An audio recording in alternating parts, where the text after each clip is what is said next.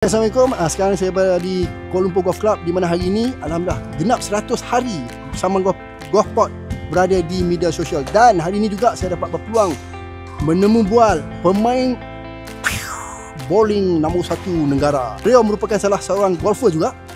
Dia menunggu saya di parking. Let's go. Nama saya Zulmazran bin Zulkifli. Saya berasal dari Kuala Lumpur. Kuala Lumpur. Oh, Kuala Lumpur. Dan saya adalah pemain bowling negara sejak dari tahun 2000 hingga tahun 2017. Itu sajalah. Okay. Saya tak tahu apa lagi. Zul dengan Datuk Shelin adik-beradik itu macam mana? Ramai orang ingat sama pasal nama. Itulah saya tengok Zulkifli. nama Zulkifli. Saya tengok nama, oh ini mesti adik Datuk Shelin ni cakap ni. Tapi saya tak nak tanya dalam WhatsApp, saya cakap nak tanya betul-betul lah. Tapi memang bukan. Bukan. Oh, okey. Memang bukan. Nama sama. Nama ejen ayah tu sama. Nama ejaan pun sama. Dan Shelin Zulkifli dan Zulmazran Zulkifli. Betul. Saya dah confident lah ini. Tak apa, tak dapat tipu kakak pun dapat tipu adik menjadilah. Betul. Semua saya rasa semua orang kali pertama jumpa saya semua ingat. Confirm mestinya. Confirm ingat saya adik. Okey, baru tahu. Semua orang, mungkin orang yang tak tahu rupanya sekarang baru dia orang tahu kan. Dah lah kita orang selalu di Betul. pairkan bersama. Main mix double kita menang. Kita Commonwealth Championship di Cyprus kita menang bersama. Mix double. Dah confirm orang akan SEA Games kita menang gol mix double bersama. World Games kita silver mix double bersama. Jadi kita sentiasa di bergu bersama. Jadi orang pun ingat dia orang ni adik-beradik lah ni. Start umur berapa Zack berkecimpung dalam sukan bowling ni? Saya mula berkecimpung dalam sukan bowling saya ingat saya umur 14 tahun. Tahun 96. Masa tu saya umur dah 14 tahun. Ya. 14-15 tahun. Macam mana boleh terjerumus ke situ? Nak tanya sikit lah benda. Ini jawapan ni buat orang akan rasa pelik lah. Selalunya jawapan-jawapan yang kita dengar orang yang join sukan ni pasal minat lah. Betul. Ni lah. Betul. Saya nak cerita sikit macam mana saya join sukan tapping bowling ni. Pasal abang saya main dulu. Abang saya mula main sukan tapping bowling ni. Jadi bila saya tengok dia main, nama abang siapa? Zulmazran Zulkifli. Zulmazran. Beza dia R dengan L. Okey. Saya Zulmazran. Dia Zulmazran. Okey. Jadi bila saya tengok dia main, nak pendekkan cerita, saya cakap apa senang sangat sukan ni. Macam tak ada cabaran. Tak ada cabaran dah. No challenging ke? Jadi dari situ abang saya cakap, cubalah kalau senang kan. Tempat tu di mana? Di time tu nama pusat bowling tu dah tak ada dah tutup lah sekarang. Anggrek Bowl di PKNS Shah Alam. Oh, PKNS Shah Alam. Dia berkali-kali tukar nama tu. Pernah nama Anggrek Bowl, pernah nama di situlah Metro tempat Bowl. bermulanya. Kat situlah tempat bermula. Jadi bila saya cuba tu first time, susah. Saya tak dapat. Dari segi apa tu? Balingan ke apa? Saya baling longkang je. Jadi tak dapat. Saya ingat lagi markah saya kali pertama saya main dah 40 lebih je. Oh, okey. Saya pula tak suka kalah. Jadi dari situ saya rasa macam tercabar pasal saya dah cakap sukan ni senang. Betul. Tapi saya tak boleh main. Mula dari hari tu saya terus berlatih.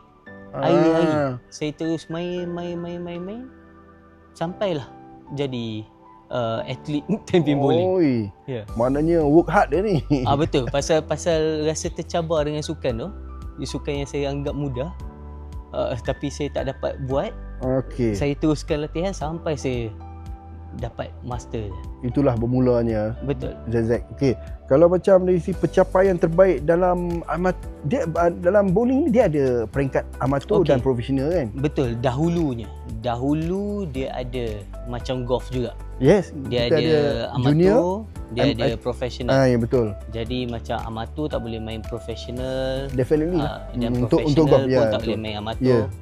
Tapi sekarang ni benda tu dia diperlonggarkan. Pasal sukan bowling ni bukanlah sukan yang famous. Jadi makin lama makin kurang orang main sukan bowling ni. Jadi dia sekarang ni dia open up sikit lah. supaya amatur pun boleh join professional, dan yang terutamanya professional boleh join amatur untuk menaikkan standard amatur. Tapi tengok tournament jugalah, tengok kategori ke tournament ke ataupun memang macam dia punya advantage-nya lebih kepada professional. Professional sekarang ni boleh wakil negara. Sekarang dulu ni tak boleh. Dan professional juga boleh main mana-mana tournament dia nak main. Dia boleh datang Asia, dia boleh main, dia boleh pergi Europe, dia boleh main. Tapi amatur tak boleh. Amatur dia setahun mungkin ada beberapa tournament profesional sahaja yang dia boleh main. Good punya information lah. Saya tak tahu benda ni kan. Amatur pun dia kalau dia nak main professional full time, dia kena jadi macam saya pegang full membership of professional bowling. Kalau dah jadi full membership, maknanya 100% professional, boleh main semua tournament profesional dan semua tournament amatur. Okey, Zack punya pencapaian terbaik dalam amatur sebelum menjadi pro. Saya kalau tahun 2003 kita juara dunia di Denmark. Itu sebagai pasukan Malaysia. Sebagai individu saya 2006 ke 2007 nombor 2 dunia, World Ranking Master nombor 2. Lepas tu saya pegang rekod pemenang terbuka Malaysia terbanyak sebanyak 3 kali. 3 kali? 3 kali. Dan saya juga adalah tu dari segi amatur lah. Ya, gimana? Saya ada sebenarnya terus terang saya cakap, saya dah lepas 16 kejohanan saya menang seluruh Asia. Lepas tu saya dah stop kira. Okey. Saya tak macam Zack sendiri kan. Macam bila yang tergerak hati untuk menjadi profesional, macam saya in golf, saya dulu bila saya bermain di badan amatur, bila saya bermain kejohanan terbesar dalam amatur. Contoh saya dah main SEA Games, saya dah main Putra Cup, South Indonesia Cup, saya main World Cup Amateur, saya dah main Asian Games, dan saya main Nomura Cup. That mean saya kalau dah main 5 event dalam golf ni amateur, dan no point saya stay dalam badan amatur. Betul. Jadi itu sebab saya lonjak ke profesional. Betul. Tapi macam bowling ni macam mana pula? From your amateur status you pergi ke profesional tu? Untuk saya sebenarnya lebih kepada self satisfaction lah. Pasal kalau kita amatur, kita di bawah badan sukan seperti Definitely. Sama. Caban tahu lah. Dan kita pun lepas kita dah meningkat lebih dewasa, kita tahu macam mana nak menguruskan persiapan kita dari segi kita punya latihan semua, dari segi kita punya perjalanan, kita punya travel semua, kita lebih faham, kita lebih tahu. Saya rasa time tu adalah waktu terbaik lah untuk kita jadi profesional, supaya kita dapat mengatur sendiri kita punya gaya hidup, kita punya tournament apa dekat mana kita nak main, tournament apa kita nak main, tournament apa kita tak nak main, semua bergantung pada diri kita sendiri. Tak ada lagi orang lain yang menunjuk jadi kat kita lah, kena main tu, kena main. Itu perbezaan dia. Itu apa yang Zul terangkan kat saya kan. Saya nampak perjalanan kita sama. Perjalanan sukan ni, walaupun awak bowling, saya golf, saya tengok awak bercerita ni, dia berkurang macam nak sama arah tuju.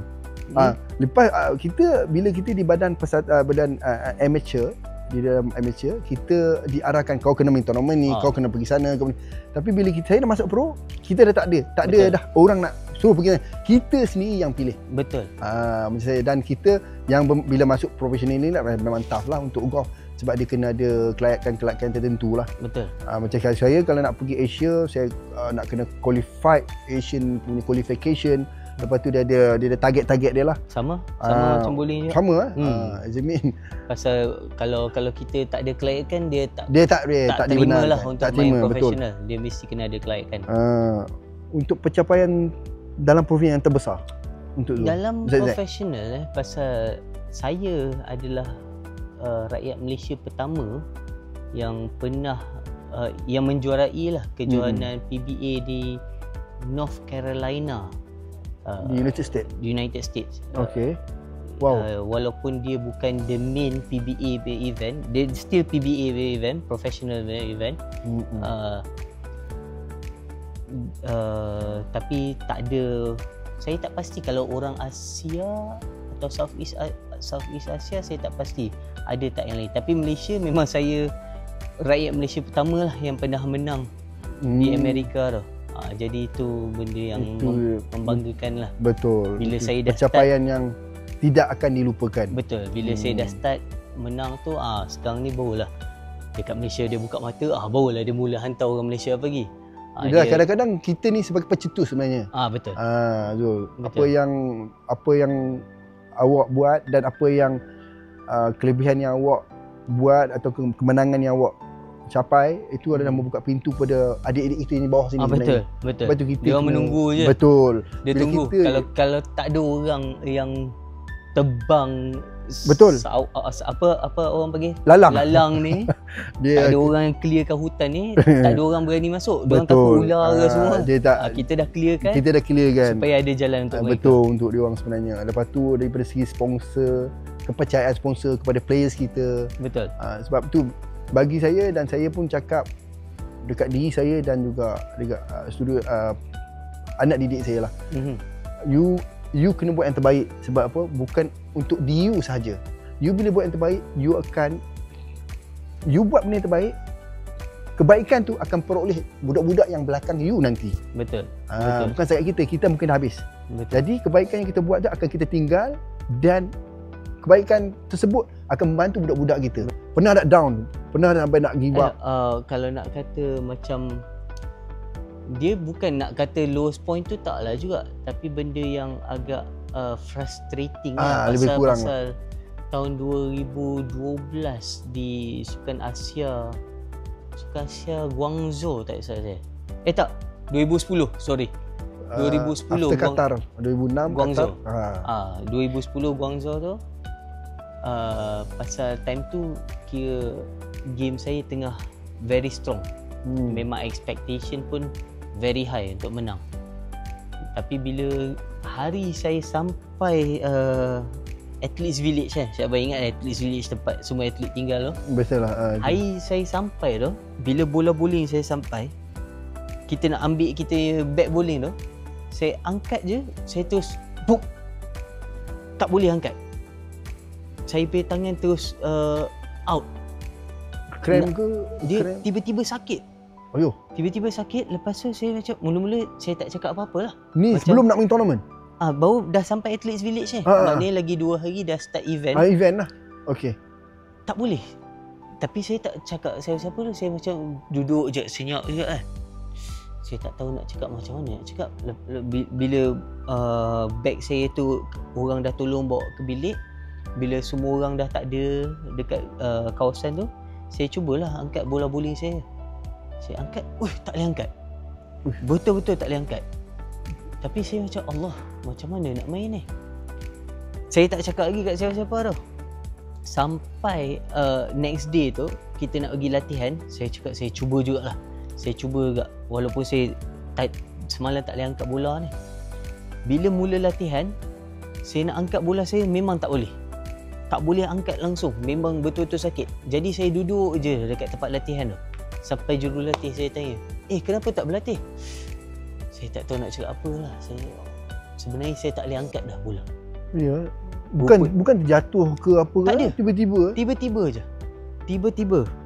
Rupanya dalam pergelangan tangan saya ni dah koyak. Okey, muscle.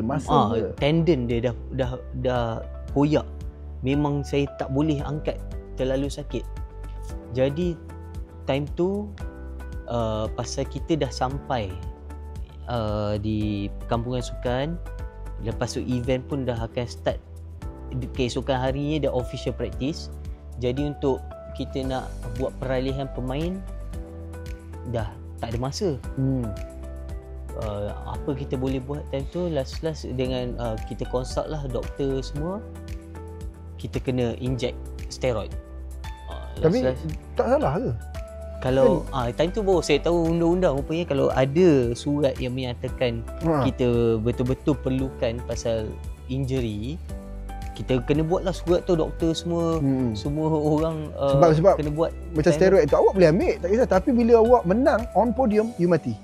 Tapi kita ada surat lah. Dia inject, lepas dia dah inject tu kita cubalah, tapi dia tak boleh juga 100% tak boleh juga. Jadi lepas Asian Games tu saya agak down sekejap lah untuk sebulan lebih. Pasal saya dah betul-betul tengah at the peak of my game. Dah semangat. Tengah semangat nak benang. Tapi pasal injury tu, ngam-ngam pula time tu, terus tak dapat menang lah. Kita cuma dapat pingat perak untuk berpasukan, dan saya rasa sedih lah. Pasal saya tahu kalau saya boleh contribute, kita dah confirm gold. Tapi pasal saya tak boleh kasih saya punya contribution, kita cuma dapat perak. Jadi saya down. Bila balik tu saya down macam tu. Time tu tak ada simpanan ke apa, player simpanan ke reserve? Tak ada. Memang tak ada. Tak ada. Jadi bila balik tu saya down sekejap. Down. Macam sebulan tak bercakap semua. Tapi saya bernasib baik, jurulatih saya tu nak snap saya cepat. Dia nak selamatkan saya dari terus tenggelam. Dia terus ambil saya untuk jadi pemain untuk kejohanan Commonwealth di Malaysia time tu. 2011. Commonwealth Championship. Dia bukan Commonwealth Games. Bukan. Dia Commonwealth Championship. Pasal bowling dah keluar dari Commonwealth Games. Dia jadi Commonwealth Championship. Jadi Commonwealth memang tak ada bowling lah.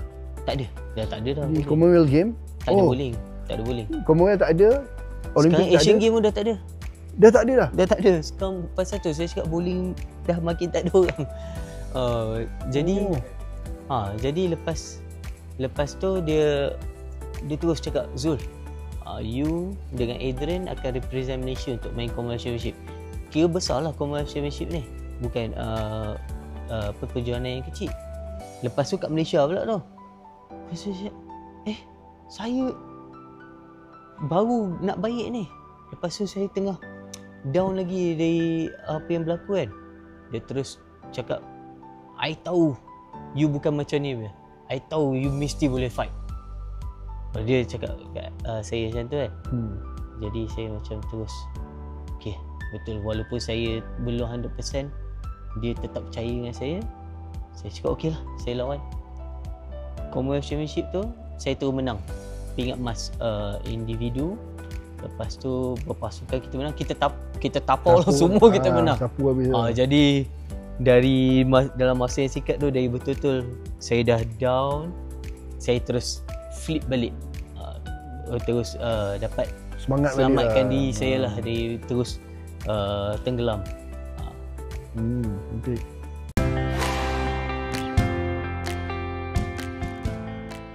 Okay.